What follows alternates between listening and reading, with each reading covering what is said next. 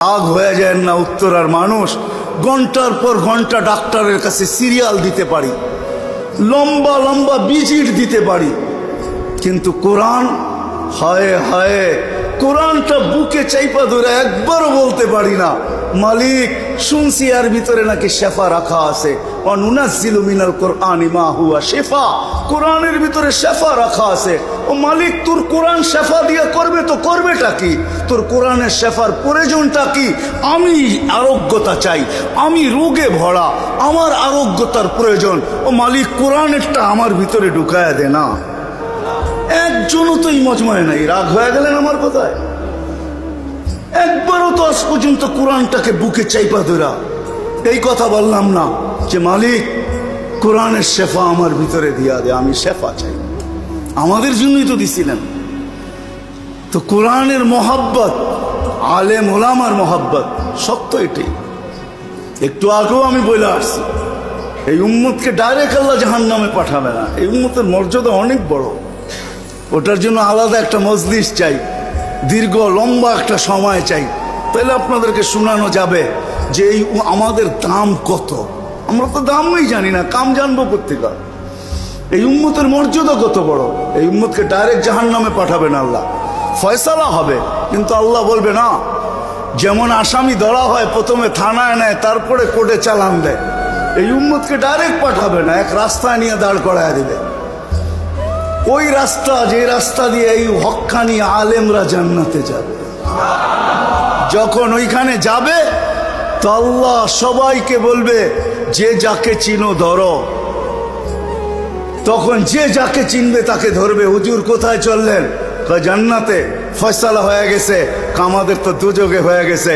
আপনাকে তো চিনি, দুনিয়ায় পরিচয় ছিল, পরিচিতি ছিল, উঠা বসা ছিল, আসা যাওয়া ছিল, খাওয়া দাওয়া ছিল, চলাফেরা ছিল, ভালোবাসা ছিল। আমাদের জন্য একটু সুপারিশ করেন।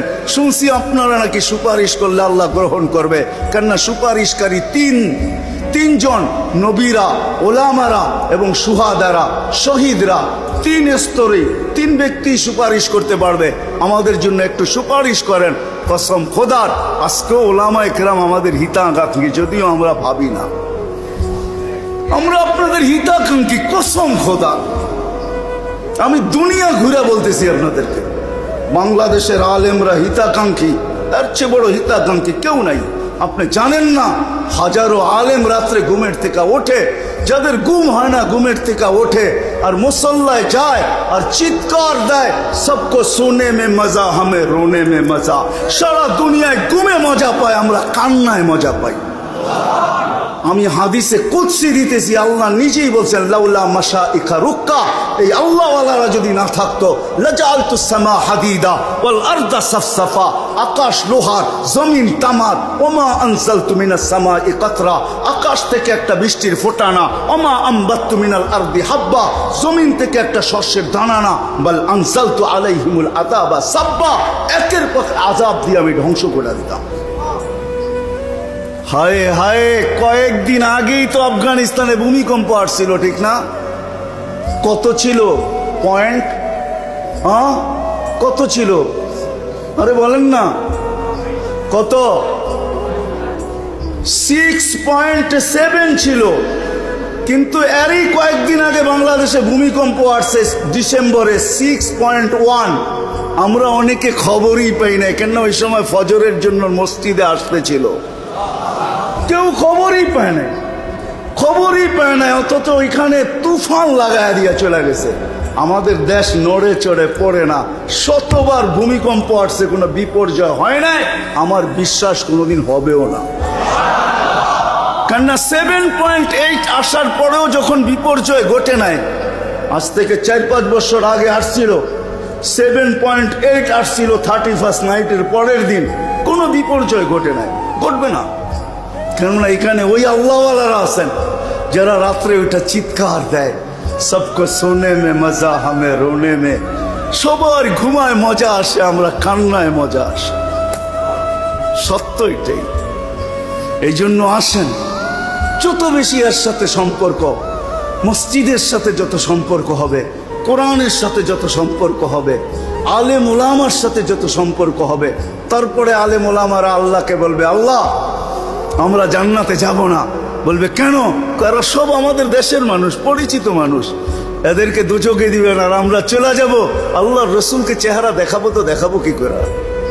তা আল্লাহ বলবে, যে যাকে চিনো নিয়ে যাও, এটাই হবে সুপারিশের কর্তব্য। এই জন্য এই নিসবত কাজে লাগবে, এই সম্পর্ক কাজে লাগবে, এই ভালোবাসা কাজে লাগবে, এই মহব্বত কাজে লাগবে, এই সহানুভূতি কাজে লাগবে, এই সহযোগিতা কাজে লাগবে। ইনশাআল্লাহ এটাই কাজে লাগবে।